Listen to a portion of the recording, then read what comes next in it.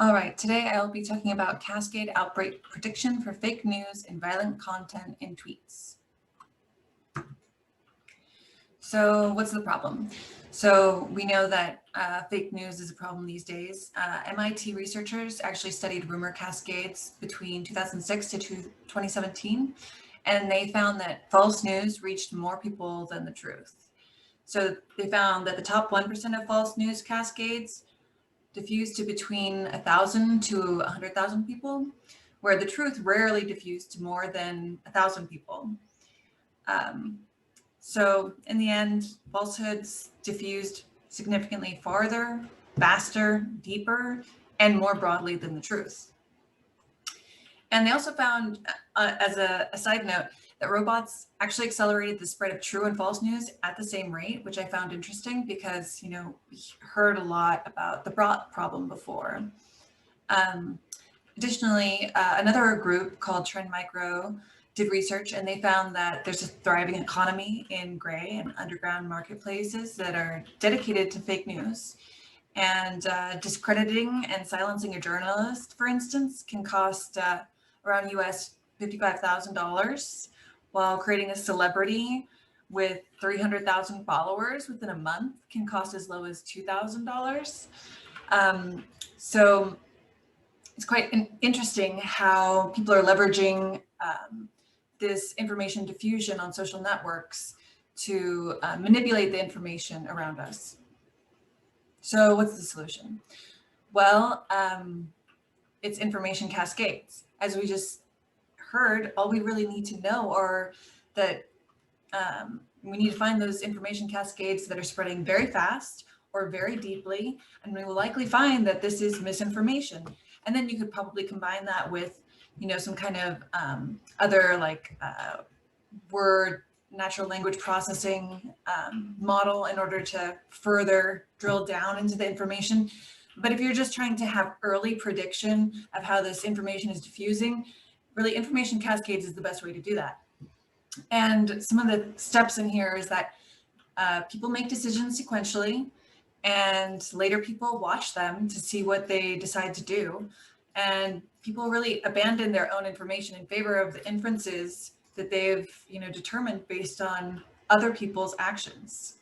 And there's just pressure to conform that grows stronger and stronger as the group gets larger and larger. So how can we predict information cascades? Well, there's three main approaches. There's standard machine learning approaches that are really heavy on extracting human-defined features, and this includes KNN, support vector machines, and logistic regression classifiers. So these types of models are kind of hard to implement in the real world at scale because some features are hard to obtain due to privacy constraints, and others are just computationally expensive, like user classification. The second kind are generative models that are focused on cascade dynamics. And this kind doesn't require the complex feature engineering that we saw in the previous approach. Instead, it focuses on how a piece of information gains attention. And these can include poison processes and self-exciting Hawks processes. And then the third kind, which I find very interesting, is to work in a fully data-driven manner to automatically learn features from information cascades. And this can include RNNs, GCNs, CNNs. So let's get more into detail about the different deep learning methods for information cascade prediction. So the first set, we'll treat it as a classification problem. This means there's an outbreak, yes or no. The second kind is going to treat it as a regression problem, and that's where they want to actually predict the cascade growth over time.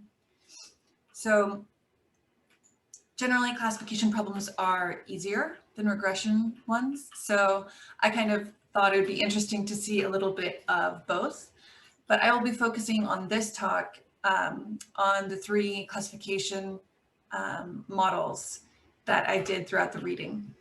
And that includes LSTM-IC, where they really have probably the most simple model out of all of these, and that's using the retweet count, an LSTM, and pooling.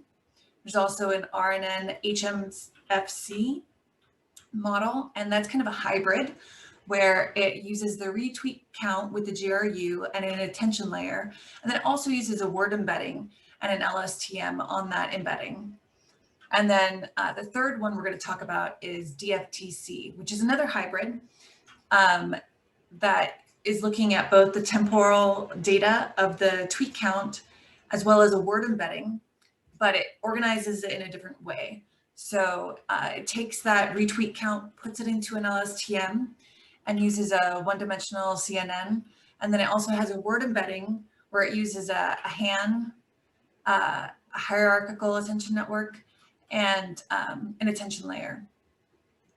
And then the other two that treated it as a regression problem that are also very popular are DeepCAS and Cascade Outbreak. And so DeepCAS uses random walks, a GRU, and an attention layer. And the Cascade Outbreak is actually really interesting in its own right, but very different from the others in the sense that it's actually using a graph perception network. So that's actually going to look at the structure of the network itself and then put that through a GRU and then adds an attention layer and pooling. So I just wanted to cover real quickly recurrent neural networks since we're going to be talking, almost all the models I'm going to be talking about are going to be using RNNs. So they're designed to handle sequential data, and they do this by using a hidden state to enable them to persist that data. So the hidden state retains information from one time step to another, and the current time step's hidden state is calculated using information of the previous hidden state and the current input. So information travels through the neural network from input neurons to output neurons, while the error is calculated and propagated back through the network to update the weights. And this leads to a problem called the vanishing gradient. So the vanishing gradient problem works like this. As the RNN processes more steps, it has trouble retaining information from previous steps. And the image above is showing you that the shading of the nodes indicates the sensitivity over time to the input. And the darker the shade, the greater the sensitivity. So how are we going to deal with that?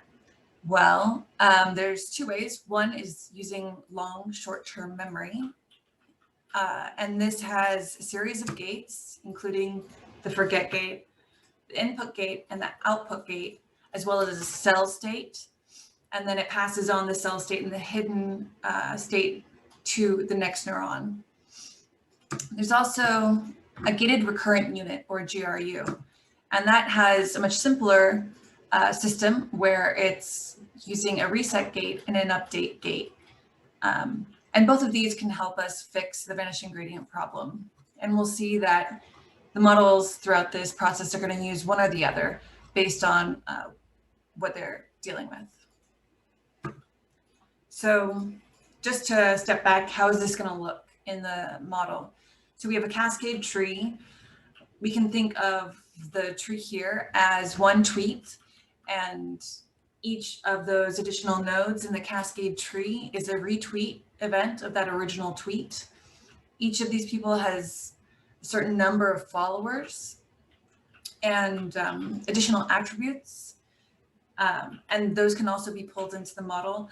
But the simplest way here is to just pull that into a brick of a single cascade, and then you can see that this gets stacked up as you have a block of multiple cascades. So the first model we're going to talk about is the LSTM-IC model. So remember, we just talked about the data format. So this one, they're actually going to take each cascade and they're going to have the retweeting moments over time. And this window is going to be set to 10-second increments. So they tested kind of reconfiguring the data in different ways. And there's three ways that they thought of. There's the retweet time, which takes the original retweets of one tweet and projects it into a discrete time window.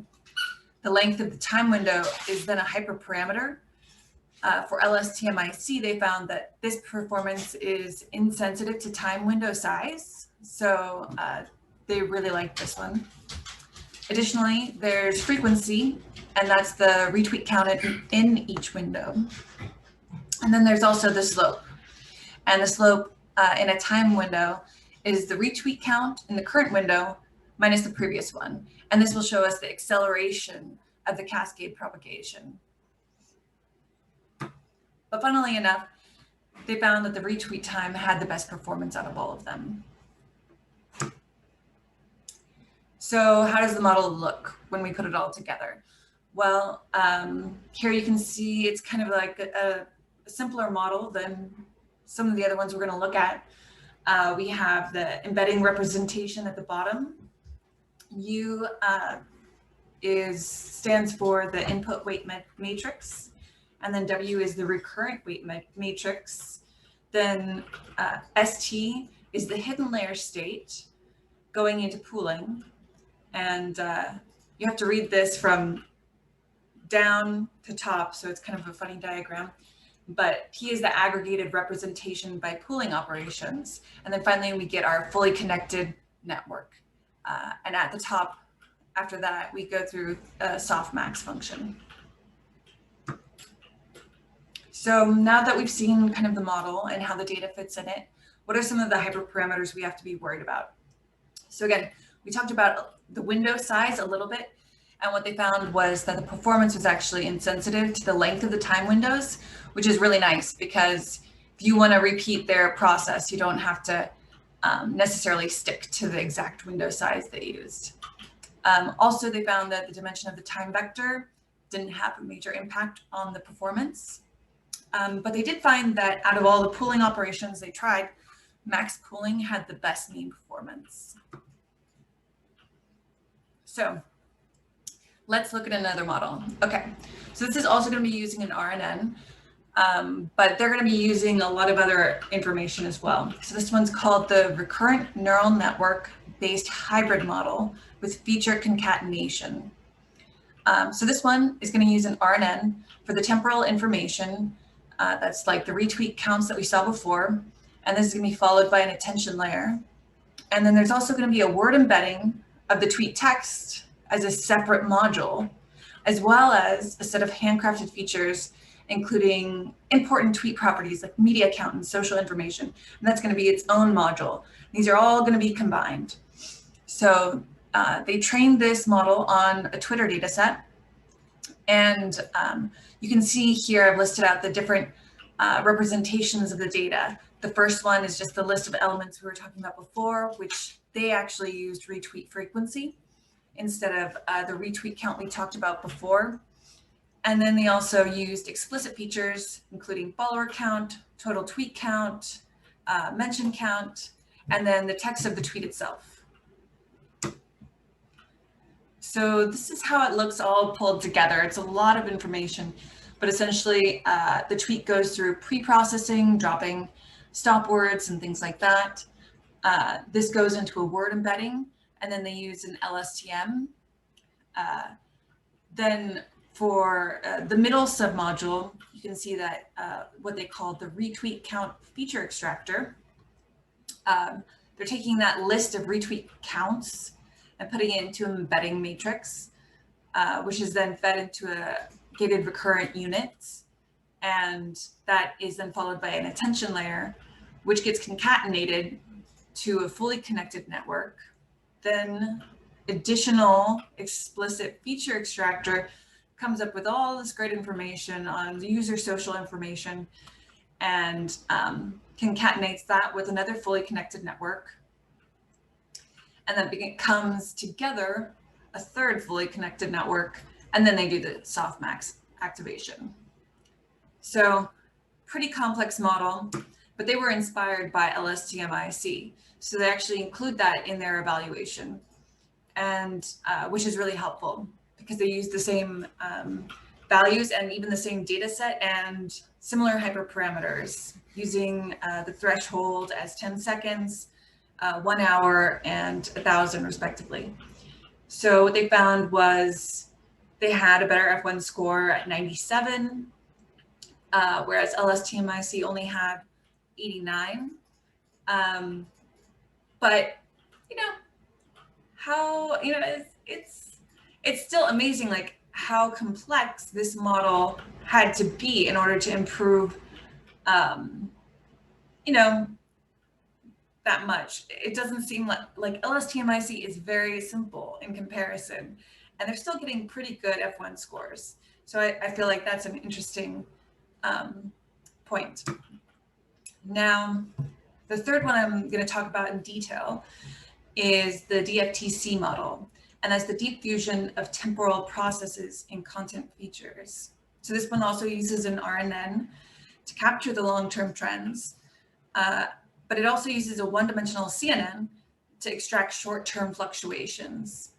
And then it uses a hierarchical attention network, the HAN, to model text features.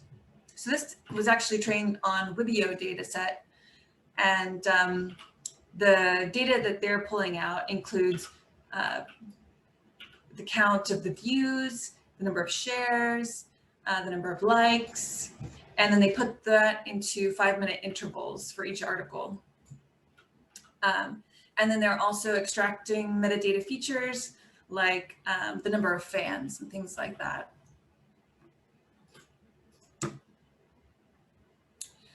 So here we see all of the submodules pulled together in this beautiful chart. It's using both a CNN and an RNN. And the HAN, you can see, is encoding the text documents to a vector with one encoder applied at the word level and another applied at the sentence level. Then both of these encoders are bidirectional GRUs. And you can see on the right, it's then using metadata features like the number of fans, and the DFTC embeds these metadata features into dense vectors and then concatenates these vectors and applies a fully connected layer for combining all the metadata features. So the final step in the DFTC makes the prediction using an attention fusion of the previously learned representation. So sadly, with this one, it's actually hard to compare the DFTC effectiveness in comparison to the other two we saw, because they use accuracy instead of using precision or recall for their overall data set. And for their F1 scores, they're actually breaking it up into different subsets. So you can see a hot F1 and a normal F1. Hot is in reference to documents that had more than 10,000 views, and normal is those documents that just had between 100 to 10,000 views. And so since our goal is to predict cascade outbreaks and not just the relative popularity among similar types of articles, this model doesn't really seem to have the best performance for our needs. So let's talk about the experiments. The goal here is to analyze the rapid dissemination of misinformation and predict cascade outbreaks in Twitter data related to fake news. And so we're going to do that by creating an embedding matrix from the retweet counts and other features like follower count, and feed that into an LSTM or GRU. So here we're going to be using the Twitter seismic data set, which is available from Stanford, and it contains 166,000 tweets that they collected between October 7th to the 21st. And the first thing I had to do with this data set was actually label the cascades, because that's not actually in the data set itself. But that's kind of easy because based on the reports and articles, they pretty much just used an outbreak threshold of 1,000. So any of the cascades having more than 1,000 retweets are labeled as outbreaks. And that results in 3,000 tweets being identified as outbreak tweets. So if we then dig into the data and look at it a little bit closer, we can see that the total retweets over the 15-day period that we're looking at per cascade, the mean retweets was 208. The max was 33,000. and the minimum was 49. Then we see that the number of followers for each of these users that are retweeting this information, the max was 14 million, the mean was 2,000, and then minimum makes sense that it would be 0. And we can also see that there's a log scale histogram of the number of followers. You've got to use a log scale when you go from a max of 14 million to 0. All right. So next, I'll talk about the data format. So we're going to put the cascades into 10-second windows and backfill tweet data that has missing information for certain windows. And I'm going to look at certain features, including the retweet frequency, the median followers of the retweeter, and the total followers of the retweeter, because we have the follower count for each retweeter in the data set. And then for the test train split, I'm going to do the 15 days are divided into 2 parts. The first 7 days are used for training, and the next 8 days are used for testing.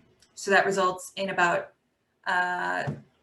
2,800 unique cascades in the test set and 2,300 in the training set.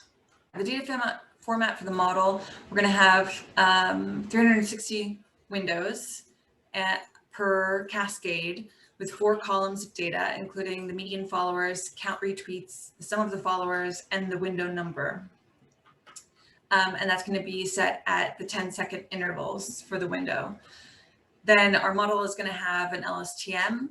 It uses a dropout of 0.4 to reduce the overfitting. And then there's 2 dense layers. And then the fully connected layer employs ReLU as the active function. And I'm still working on the experimental results.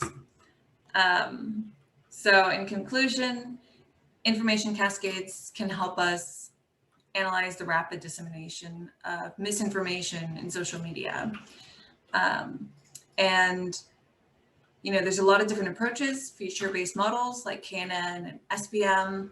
They require heavy feature engineering, whereas generative models don't require that, but they do make strong assumptions on fixed parameters, which limits their generalizability. And then the third approach is deep learning models. And those are the ones we went into the most detail on. And they don't need heavy feature engineering, and they don't need to make strong assumptions. So what do? They learn from temporal data on Twitter posts, and that can be using RNNs or other things. And then it can also include user features like follower count or text content to incorporate that in order to enhance the model. And then lastly, it's difficult to compare models that use different methods of evaluation. So if everyone could just agree to use F1 scores and precision and recall, that'd be great if it's a classification problem. And that is my presentation.